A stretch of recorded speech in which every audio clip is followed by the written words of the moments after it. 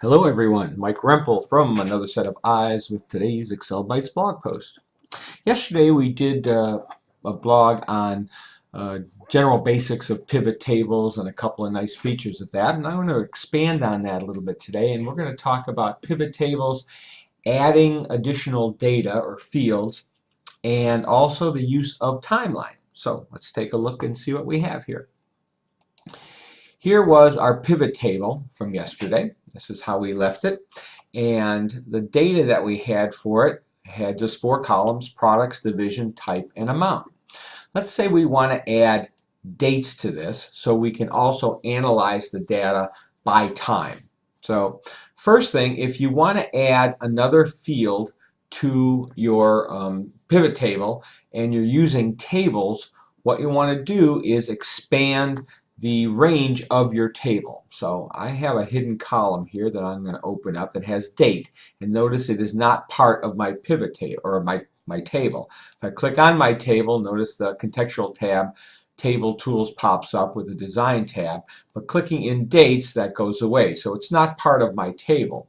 But if I want to add it to it, all I have to do is click into my table, go to Design, and there's a Resize Table option here. I'll click on that. A dialog box identifying the range pops up, and I'm just going to change this to include now column E. I'll say OK.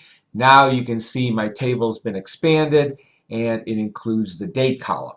So if I go over to my pivot table, click on that, and go to Analyze and look at the field list, notice date is now included in my field list where it wasn't previously because it wasn't part of my original table.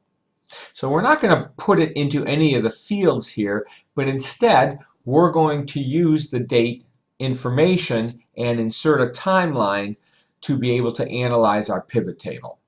And on the Analysis or the Analyze tab of the pivot table tools, in the filter group there is Insert Timeline. So I'm going to click on that. It's going to pop up a dialog box asking me what field I want to use for that. Since I only have one called date, I'll check that and say OK. And now the date timeline pops up. And I'm going to expand it just a little bit so you'll be able to see what it provides here is a timeline of the period. In this case, it's broken down by months. Now, the dates that we had of our data just go from January 1st to December 31st of 2013. So you'll see we only have those 12 months here. If there were multiple years, you'd see beyond that. In the upper right-hand corner, here is where we can choose the granularity that we want to see the timeline in. I can go by years, quarters, months, or days. If I go to quarters, notice it'll just present me with Q1 through Q4. If I go down to days, it'll provide every day of the year from January 1st to December 31st. So if I'm going to switch this back to months. So if I just want to see maybe January through April, I can click on January, then drag that over to include April, and notice the data in my pivot table has changed. If I just want to see July, I can click July, and the data is filtered down just to show that period. If I change it to quarters, again, notice how the block that was highlighted still shows only July, and it's only showing a portion of Q3. If I now click on Q3, it'll expand it to be the full quarter, and I can see that there.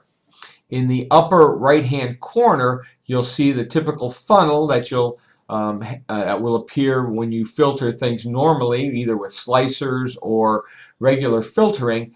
And by clicking on that, it'll clear the filter and it'll just go back to all data. And you notice up here now it says all periods.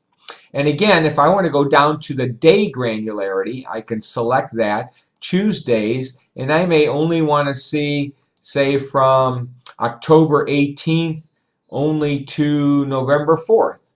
And it'll just show me the data that falls within that period.